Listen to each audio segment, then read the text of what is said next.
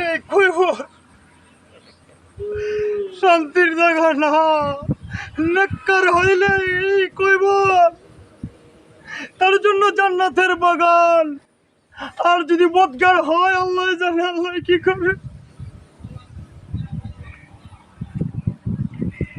আমার ভাইরা, আমার মুসলিম ভাইরা, এই কইবরটা আমলকারীর জন্য জান্নাতের বাগান, আর বদকারের জন্য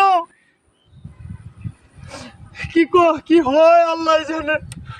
ভাই জিন্দা থাকতে সংশোধন হন, জিন্দা থাকতে মৃত্যুর পরে কোনো আমলের দাম নাই, মৃত্যুর পরে কোনো আমলের দাম নাই।